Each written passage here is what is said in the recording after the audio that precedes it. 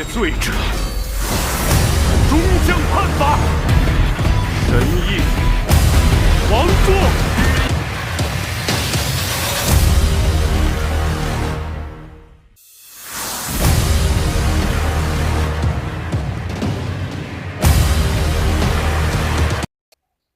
Yo, jumpa lagi dengan Oyen Gege. Kali ini Mimin masih menceritakan dongeng Donghua, Throne of Steel. Ayo kita lanjutkan dari cerita sebelumnya. Setelah memasuki area ini, Long Huchen jelas merasakan bahwa kecepatan putar rongga spiritualnya di sekitar tungku spiritual di dadanya meningkat secara signifikan. Bahkan jika dia tidak berlatih meditasi di sini, kekuatan spiritualnya tidak akan melambat di sini. Pada saat ini, Long Huchen mendengar ada suara rendah seperti suara orang tua. Dan Long Huchen terkejut. Dengan peningkatan kultivasinya, kekuatan spiritualnya menjadi lebih kuat dan lebih kuat. Dia tidak tahu bahwa faktanya bahwa dia mengkonsumsi lebih sedikit kekuatan spiritual saat menggunakan keterampilan. Yang tidak hanya disebabkan oleh fisik putra cahaya, tetapi juga kekuatan spiritual yang kuat. Tetapi pada saat ini, dia tidak menemukan siapapun yang mendekat sama sekali. Gue Ying dari aula utama kuil prajurit membawa putranya Gue Wu ke Gunung Suci untuk memilih tunggangan. Kemudian Gue Ying yang selalu di belakang membawa putranya ke depan dan berdiri di samping Yehua dan Long Huchen saat ini. Dan sebuah sosok tua perlahan berjalan keluar dari depan. Tubuhnya seperti bagian dari kabut emas pucat, dan napasnya benar-benar tertutup oleh kabut. Orang tua itu memiliki tubuh bungkuk dan tidak memakai baju besi.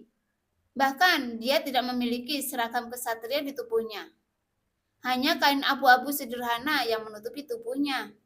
Ada juga beberapa rambut putih jarang di sekitar kepala botak. Dan ada cahaya kuning redup di matanya. Yehua berkata, "Saya dari aula cabang Hayue dan muridnya Long Huchen datang ke Gunung Suci untuk memilih pasangan." Suara dingin Yehua terdengar bahkan di sini. Dan kebiasaannya tidak dapat diubah. Kemudian orang tua itu berjalan ke depan dan ketika dia mendekat, Long Huchen terkejut ketika dia melihat penampilannya. Orang tua ini hanya memiliki satu lengan, dan lengan kirinya patah di siku. Mata kanannya buta, dan ada bekas luka besar di wajahnya yang membentang dari atas kepala hingga rahang bawahnya.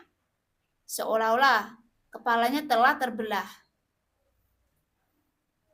Sambil melihat penampilan orang tua itu dengan jelas, Long Huchen juga menemukan bahwa gurunya yang pemarah memiliki tatapan hormat di matanya dan perlahan-lahan membungkuk kepada orang tua itu. Hal yang sama berlaku untuk Gue Ying di sisi lain. Long Huchen tidak berani lalai dan buru-buru mengikuti gurunya dan membungkuk hormat. Meskipun Gue Wu juga mengikuti ayahnya untuk sujud, tetapi ada sedikit ketidaksetujuan di matanya. Dia telah menjadi pria yang bangga sejak dia masih kecil di kuil utama prajurit. Tidak peduli apakah dia berada di kuil kesatria atau di kota, siapapun yang melihatnya tidak sopan. Pria tua itu menyapu 4 orang di depannya dengan satu matanya. Dan berkata dengan acuh tak acuh dengan suara tua yang agak serak. "Keluarkan surat persetujuanmu." Ya, Gue Ying dan Yehua setuju secara bersamaan. Kemudian Gue Ying maju selangkah lagi dan menyerahkan sebuah gulungan. Akan tetapi, Yehua hanya meliriknya dengan dingin dan kemudian menyerahkan sebuah gulungan di tangannya. Orang tua itu pertama kali melihat gulungan yang diserahkan oleh Gue Ying dan mengangguk. Kemudian, ketika dia melihat gulungan yang diserahkan Yehua, dia mengeluarkan rengekan ringan dan matanya langsung tertuju pada Long Huchen. kemudian menatapnya dari atas hingga bawah.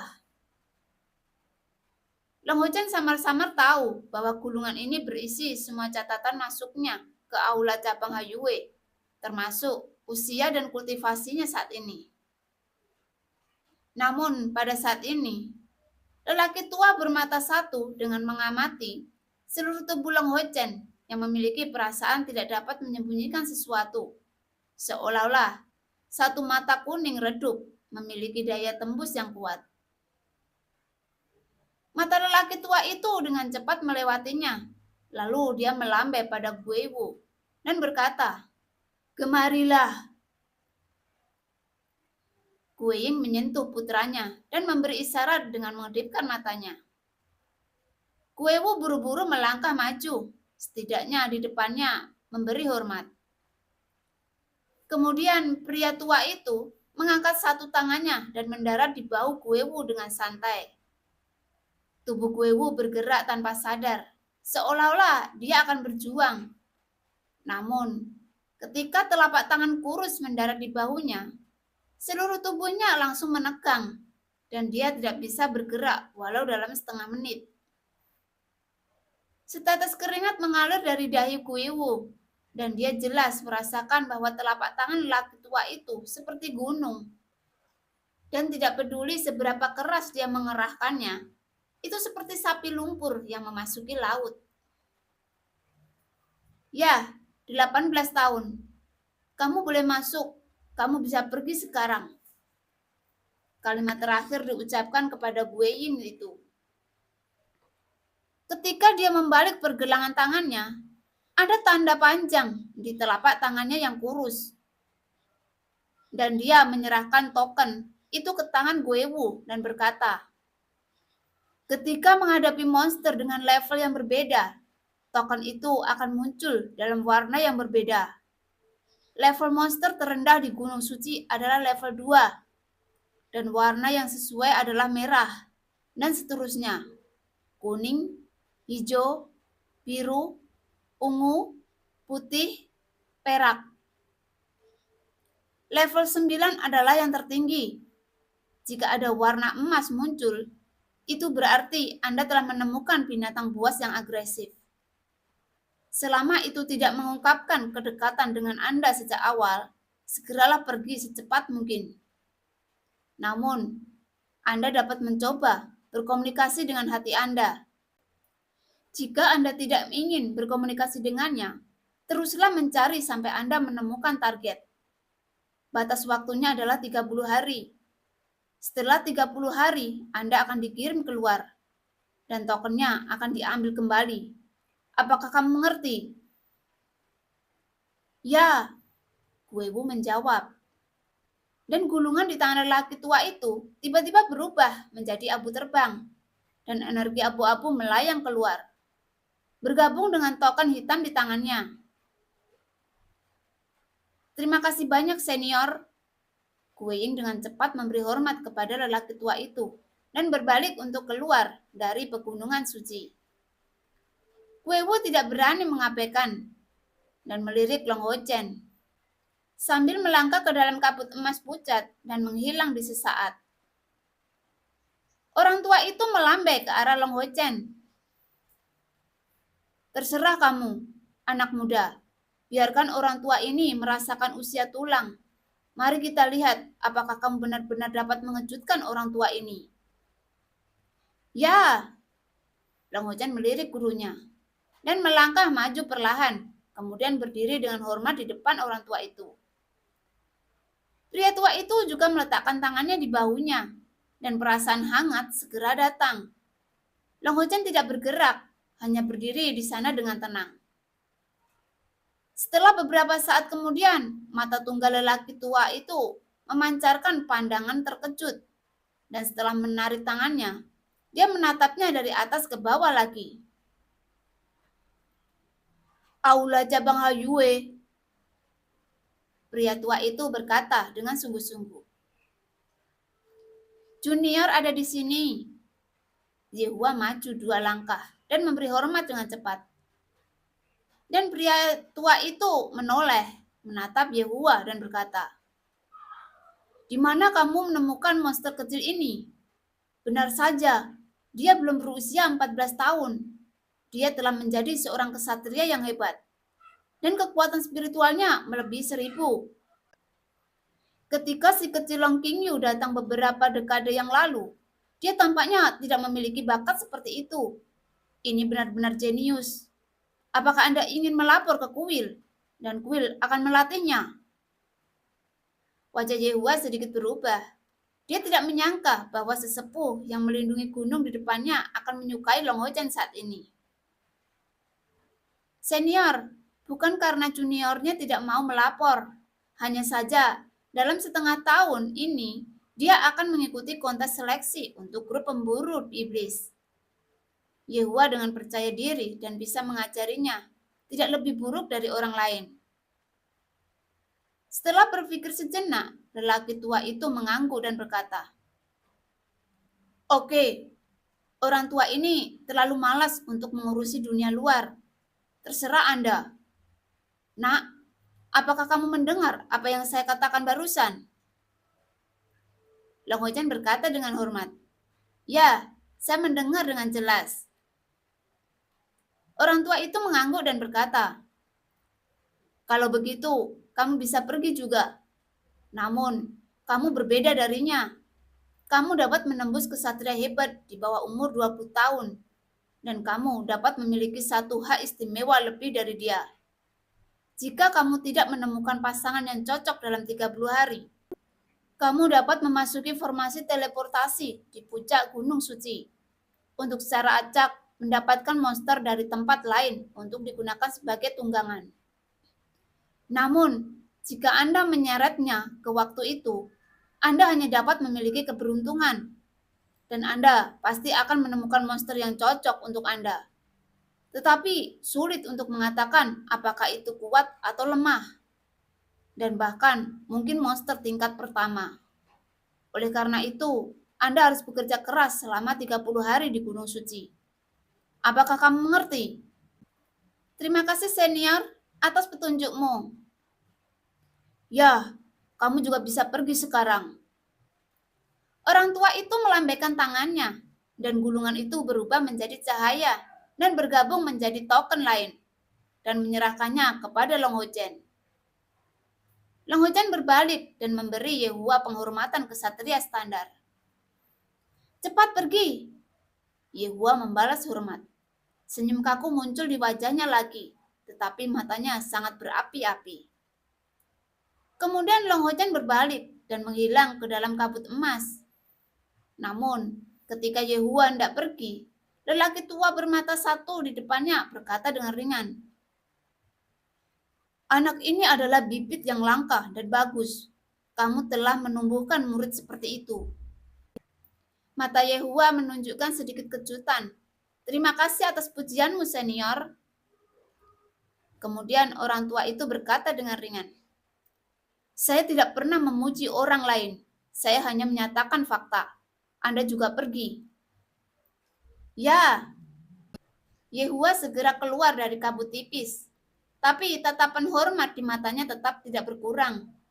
Sebelum datang ke sini, dia tidak pernah memberitahu Long Hochen seperti apa para penjaga tua dari Gunung Suci Kesatria. Karena dia tidak pernah datang dari Gunung Suci Kesatria. Jadi, kesatria yang ingin mendapat tunggangannya tidak berhak tahu.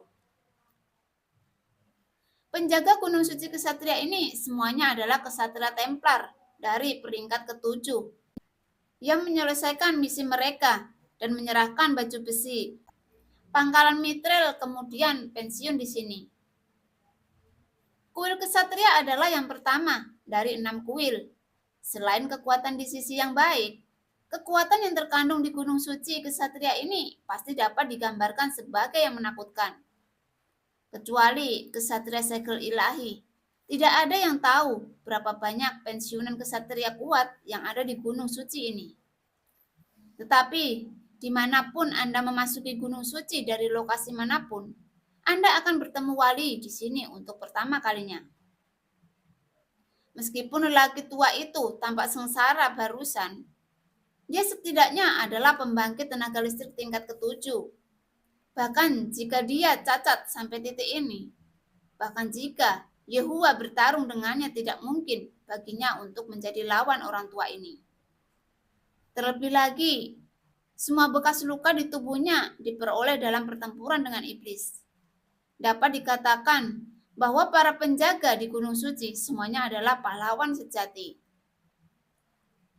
Bahkan jika 3 kesatria segel dari kuil kesatria datang ke sini, mereka akan memberi hormat kepada para tetua yang paling berharga ini. Mereka semua adalah kebanggaan dan kemuliaan kuil kesatria. Oleh karena itu, bahkan dengan kepribadian aneh Yehuwa, dia masih akan sangat hormat saat menghadapi orang tua tadi. Kakak Yehuwa juga keluar. Sepertinya muridmu tidak terlalu tua. Kesatria muda seperti itu benar-benar langka. Aku ingin tahu level kesatria apa dia sekarang. Guiying tidak pergi jauh dan melihat Yehuwa keluar. Yehuwa meliriknya dengan dingin, lalu berkata, "Apakah ini ada hubungannya denganmu?" Guiying tertawa dan berkata, "Tentu saja itu tidak masalah. Namun, kita harus menunggu di sini untuk waktu yang lama. Mengapa kita tidak bertaruh? Taruhan muridmu dan anakku yang bisa mendapatkan binatang tunggangan di level lebih tinggi. Jika saya menang, saya tidak meminta apa-apa lagi. Tapi biarkan saya menampar Anda. Jika Anda yang menang, saya akan kehilangan 3.000 koin emas untuk Anda. Bagaimana?" Daya beli koin emas cukup kuat. 3.000 koin emas sudah cukup untuk membeli peralatan sihir yang sangat bagus. Yehuwa menatapnya dengan dingin dan berkata, "Jika kamu ingin bertaruh, kamu harus menunggu sampai ujian pemburu iblis. Kuda tidak dapat memutuskan segalanya. Ini seperti peringkat pemburu iblis. Apakah kamu berani? Jika aku menang, aku juga akan menamparmu. Aku tidak ingin koin emasmu. Biarkan aku menamparmu lagi." Mata Guiying membeku. "Kamu masih sangat arogan. Berapa umur muridmu? Dan kamu ingin berpartisipasi dalam uji coba pemburuan iblis di usia yang begitu muda? Ini benar-benar konyol. Kamu tidak akan lupa bahwa batas atas usia percobaan untuk perburuan iblis adalah 25 tahun. Yehuwa berkata dengan ringan, "Kamu hanya perlu menjawab apakah kamu berani atau tidak." Wajah Guiying sedikit menyusut. "Berani? Apa yang tidak berani? Awalnya kali ini saya juga ingin Guiwu pergi ke percobaan tim pemburu iblis untuk mengasahnya. Tetapi harus menunggu ketika dia berusia 23 tahun, ketika dia berpartisipasi dalam uji coba untuk kedua kalinya. Dia adalah seorang pria kuat.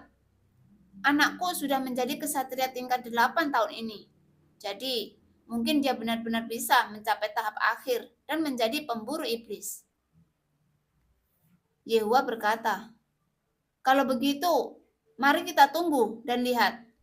Tetapi kamu harus mencuci wajahmu agar tidak mengotori tanganku." Wajah Guiying membiru karena marah, tetapi dia tidak akan berani melakukannya di sini. Ini adalah lingkup Gunung Suci. Begitu para penjaga diperingatkan, bahkan jika dia lahir di istana utama kuil prajurit, dia tidak bisa membelinya. Lang Hujan melangkah ke dalam kabut, dan elemen cahaya tampak menjadi lebih intens, nyaman yang tak terlukiskan. Dia berpikir pada dirinya sendiri, bahwa bahkan jika dia telah menemukan pasangan binatang iblis, sepertinya dia harus tinggal di sini selama 30 hari. Dia dapat dengan jelas merasakan bahwa kecepatan kekuatan spiritual dalam pusaran rongga spiritualnya meningkat lebih dari 2 kali lipat seperti biasanya, yang kira-kira sama dengan kecepatan ketika dia bermeditasi. Dalam hal ini, dia dapat meningkatkan setidaknya 3 atau 4 poin kekuatan spiritual dalam setiap harinya. Dia berjalan ke depan, dan tiba-tiba matanya menjadi cerah, dan dia sepertinya telah melewati kabut, dan pandangan di depan menjadi jelas. Ketika dia menatap ke langit, dia terkejut menemukan bahwa apa yang dilihatnya bukanlah kabut, melainkan langit biru yang cerah. Seolah-olah kabut emas muda yang terlihat sangat kabur dari luar telah benar-benar menghilang saat ini. Sebuah matahari yang cerah dan hangat menyinarinya, dan di depannya ada bayangan pepohonan yang mengejutkan, dan udara segar dengan aroma tanaman menghanyutkan rasa lelahnya dalam sekejap. Saat ini dia berada di kaki gunung, dan yang bisa dia lihat hanyalah hutan di depannya. Setiap pohon yang kokoh tingginya setidaknya 40 atau 50 meter. Ada banyak jenis tanaman di hutan pegunungan itu, tetapi tidak ada jalan sama sekali. Kemudian tangan kiri melepas perisai bercahaya dan tangan kanan mengeluarkan pedang. Kemudian token hitam dan gagangnya disatukan untuk memudahkan pengamatan kapan saja. Dengan suara menderu, sosok kuning melompat di depannya, sebuah monster monyet. Dia mendarat di cabang pohon tidak jauh dan menyeringai ke Long Ho Chen sebelum berbalik dan melarikan diri. Ketika melihat ke bawah pada token di tangannya, cahaya oranye bersinar, menunjukkan bahwa level monster tadi adalah tingkat ketiga. Long Ho Chen tidak berani membuang waktu, dia melangkah ke hutan. Dan aura dengan kekuatan pertahanan tertentu dilepaskan, menutupi dirinya. Saat dia berjalan ke depan, dia dengan hati-hati mengamati segala sesuatu di sekitarnya. Yehua memberitahunya bahwa setelah memasuki gunung suci para kesatria, hal pertama yang harus dilakukan adalah mendaki ke puncak gunung. Hanya dengan cara ini dia dapat menemukan arah dan melanjutkan menuju puncak gunung suci. Semakin dekat Anda ke puncak gunung, semakin kuat monster yang Anda temui. Dalam perjalanan, dia juga bertemu dengan beberapa monster, tetapi mereka tidak berlevel tinggi. Kebanyakan dari mereka adalah level 3 atau 4. Setelah binatang ini melihatnya, mereka hampir tidak menunjukkan kedekatan apapun saat ini. Mendaki ke puncak gunung dengan pemandangan di depan matanya tiba-tiba menjadi jelas, dan pegunungan yang bergulir dengan jelas tersaji di depannya. Disuguhkan seperti lautan hijau. Ada beberapa pohon yang sangat tinggi di puncak yang jauh, yang dapat dilihat dengan jelas, bahkan dari posisinya. Sungguh cantik. Long Ho Chen menghela nafas. Pemandangan yang terbuka dan megah seperti itu juga membuat suasana hatinya tiba-tiba cerah. Elemen cahaya yang melimpah tampaknya berputar di sekitar tubuhnya, menahan keinginan untuk duduk dan bermeditasi, dan mencari arah pusat gunung suci dan mempercepatnya. Kisaran gunung suci kesatria sangat besar dan sangat sulit untuk bepergian. Dalam sekejap mata, 5 hari telah berlalu. Long Ho Chen mendaki puncak gunung lebih dari 10 kali untuk mengamati, dan menemukan bahwa dia baru memasuki sekitar sepertiga jaraknya, dan dia masih jauh dari pusat gunung suci saat ini. Ketika semakin dalam masuk ke dalamnya, terlihat semakin tinggi gunungnya dan semakin sulit mendakinya. Namun, dengan kemajuan yang berkelanjutan, level monster yang dia temui secara bertahap meningkat. Monster tingkat kelima dan keenam muncul dalam aliran tanpa akhir. Tetapi sangat disayangkan bahwa dia masih belum ada monster yang menyatakan kedekatan dengannya. Ada sumber air. Setelah mendekati gunung begitu lama, Long Ho Chen terkejut melihat ada danau di lembah di sisi lain gunung. Menghadap dari puncak gunung, danau itu seperti safir besar yang bertahtakan di antara pegunungan, memantulkan sinar matahari yang ditaburkan di langit, seperti negeri dongeng di bumi. Bagus sekali, kata guru itu, di mana ada air, ada monster paling banyak di situ, dan ada banyak yang kuat. Mungkin saya bisa menemukan pasangan saya di sini. Tanpa penundaan, dia segera bergegas menuruni gunung. Mungkin karena dia memiliki tujuan kali ini. Dia melakukan perjalanan dengan sangat cepat. Dan dia turun gunung dalam beberapa saat. Dari kejauhan, dia sudah melihat beberapa monster yang sedang minum air di tepi danau. Dia berhenti, melambat, dan perlahan mendekat. Di saat yang sama, dia melihat pemandangan yang aneh, dan Long Hojen terkejut. Apa itu? Lebih dari selusin unicorn yang berlama-lama di tepi danau untuk minum air. Unicorn ini jelas berasal dari satu kelompok. Mereka semua seputih salju. Surai di leher mereka berwarna emas. Dan tanduk emas berulir berdiri dengan bangga di atas kepala mereka. Setiap unicorn memiliki sepasang sayap besar dan bulu terluar dari sayap putih berwarna emas. Di sela-sela berjalan, Anda bisa samar-samar melihat lingkaran-lingkaran cahaya keemasan memancar di bawahnya. Ini adalah unicorn cahaya bintang. Tidak diragukan lagi, unicorn ini adalah tunggangan favorit para kesatria. Baik di langit atau di tanah. Mereka sangat kuat. Ini adalah monster kuat yang benar-benar mengintegrasikan ruang terbuka. Dan unicorn lembut dan relatif mudah dijinakkan. Tentu saja, mereka juga sombong. Dan hanya dengan menaklukkan mereka atau tertarik oleh mereka, mereka dapat membuat kontrak dengannya. Unicorn cahaya bintang adalah salah satu yang terbaik di antara unicorn. Unicorn bintang dewasa adalah monster puncak tingkat ke-8. Itu hanya satu langkah lagi dari tingkat ke-9. Unicorn cahaya bintang bahkan lebih dari atribut binatang buas. Melihat unicorn cahaya bintang, Long Hojen hampir berhenti bernafas. Ini adalah makhluk yang lebih kuat daripada unicorn mawar, saudara perempuannya. Mereka sangat cantik. Garis-garis tubuh hanyalah kombinasi kekuatan dan keindahan. Aura suci yang kaya, begitu murni. Tampaknya permukaan danau yang mereka sentuh beriak dengan lingkaran cahaya keemasan pucat. Sambil mengambil nafas dalam-dalam, Long Hojen menyingkirkan pedang dan perisainya. Dia tahu bahwa kesempatannya telah datang. Dia menenangkan suasana hatinya sebanyak mungkin dan berjalan perlahan menuju unicorn cahaya bintang. Di antara kelompok unicorn bertabur bintang, ada yang sangat tinggi tubuhnya, dan ada sepasang mata emas pucat memancarkan kecemerlangan.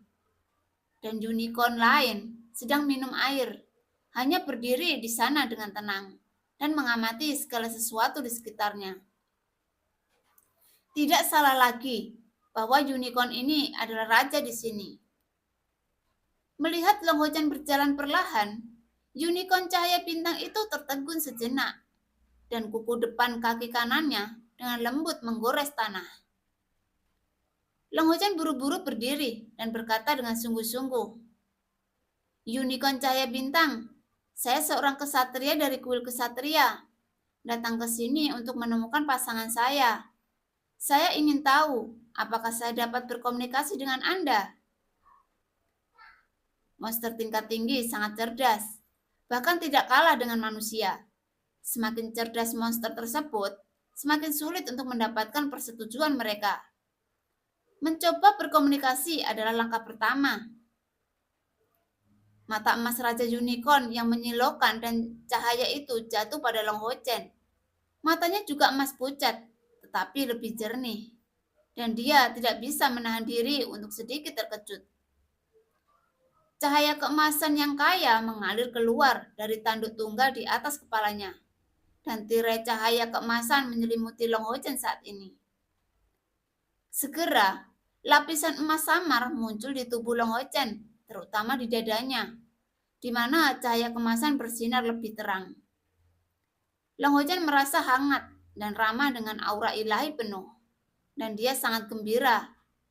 Segera Raja Unicorn bersedia untuk berkomunikasi dengan dia, yang membuktikan bahwa dia memiliki kesempatan untuk diakui dan ada perasaan ramah. Halo, manusia. Seperti suara pria yang lembut terdengar di benak Long Ho Chen. Halo, Unicorn Cahaya Bintang. Unicorn Cahaya Bintang berkata, aura cahaya di tubuhmu sangat murni, bahkan di atasku, yang membuatku merasa sangat nyaman. Detak jantung Long Ho Chen tiba-tiba bertambah cepat. Kalau begitu, bisakah aku menjadi pasanganmu? Saat yang paling kritis telah datang. Jika Unicorn Cahaya Bintang setuju, maka Long Ho Chen akan memiliki monster yang kuat di puncak tingkat ke-8 sebagai tunggangan. Dan ini bukan bayi unicorn. Dengan tunggangan yang begitu kuat, bahkan kesatria bumi mungkin bukan lawannya. Unicorn Cahaya Bintang terdiam setelah mendengar perkataan Long Ho Chen.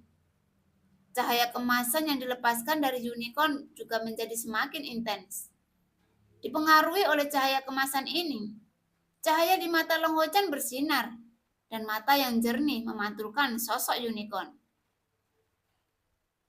Aku benar-benar ingin menjalin kontrak denganmu, tapi aku tidak bisa menipumu. Mendengar itu, Long Chen sedikit tercengang saat ini. Apa maksudmu?